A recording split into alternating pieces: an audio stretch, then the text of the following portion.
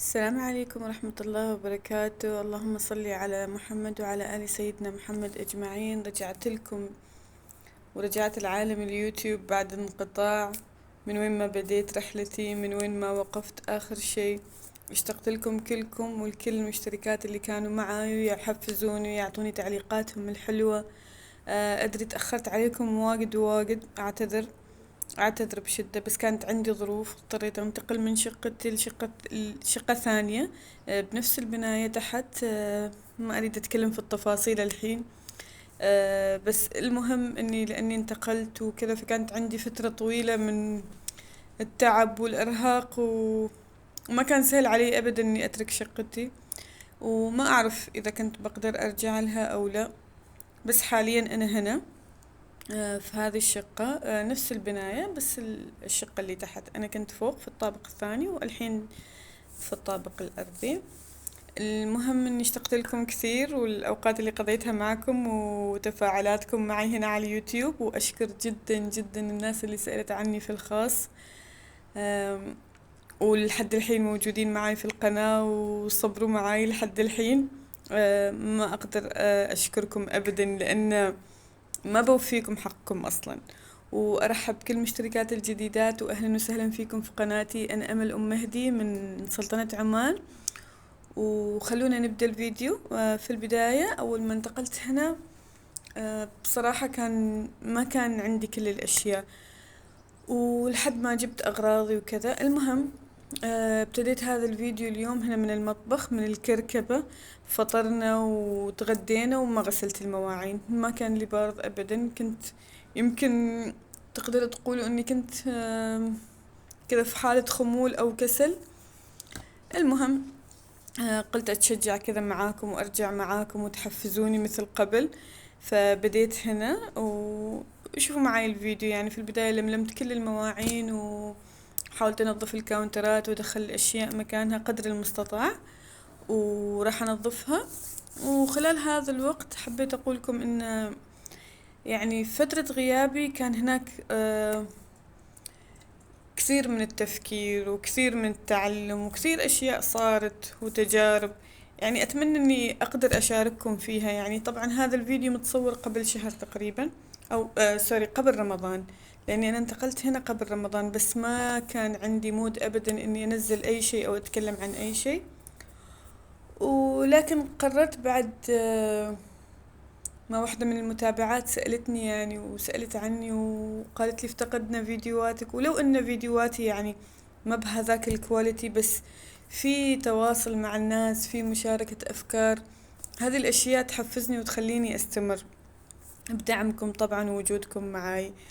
المهم ان في هذا الفيديو بشارككم بعض الأشياء اللي صارت معاي في رحلتي، وأعطيكم نظرة خاطفة أو مثل ما يقولوا عن اللي ممكن تشوفوه في الفترة الجاية في قناتي. راح يكون كله طبعا فيديوهات تنظيم وتنظيف وديكورات إن شاء الله. راح أبتدي معاكم مكان، يعني مثل اليوم بدينا في المطبخ، بس اليوم بس تنظيف وكذا، ما في أي أشياء ثانية، يعني ما في ديكورات، ما في شيء. فبنظف في البداية المطبخ، أهم شيء المطبخ، لأن كأنه هو مركز البيت، فاهمين علي؟ إذا المطبخ ما نظيف كأن البيت كله ما نظيف. وحبيت ابتدي فيه لأنه يعني يومي وأخلصه بسرعة، لأني إذا تكاسلت ما بقدر. يعني لو نظفت المجلس والغرف والحمامات وكذا، فما بيكون عندي طاقة أني أنظف المطبخ، فهمتوا علي؟ فابتديت من هنا عشان أخلص أصعب مهمة عندي في البيت، وبعدين باقي الأشياء تترتب بسهولة ويسر إن شاء الله. فمثل ما قلت لكم محتواي راح يكون هذه الفترة كذا، وأتمنى تستفيدوا مني وأستفيد منكم مثل ما تعودنا دايما نشترك مع بعض أفكار، معلومات، أي شيء. أحب دايما تحطولي في التعليقات يعني أي شيء تشوفوه غلط، أو ما شرط يكون غلط يعني، بس تشوفوه إنه يحسن من أدائي مثلا في بيتي في حياتي كذا. مثل ما أنا أخبركم أشياء وأراويكم أشياء كذا، أنتوا بعد تعطوني آراءكم وتعليقاتكم، لأنها هذه مهمة جدا بالنسبة لي، وأكيد أخذها بعين الاعتبار. فخليكم معاي إن شاء الله ونكمل الفيديو للأخير.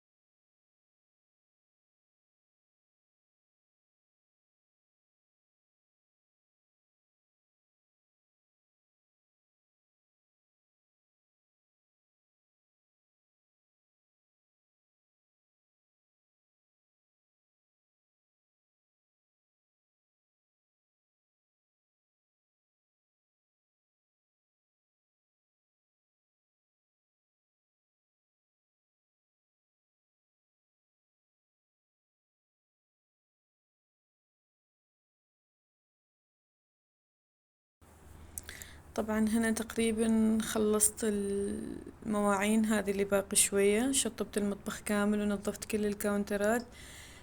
قبل لا أختم معاكم الفيديو أتمنى أنكم استمتعتوا وقضيتوا وقت مفيد معاي، وما أودعكم لأن أكيد لنا لقاء ثاني إن شاء الله. بس أريد أشارككم فكرة ألهمتني فترة غيابي عنكم، وكنت أحاول أطبقها، إن الإبداع ما يتوقف، وكل نهاية هي بداية جديدة. خلونا نخلي كل لحظة من حياتنا لحظة نفتخر فيها بنفسنا، وأشوفكم على خير ومع السلامة.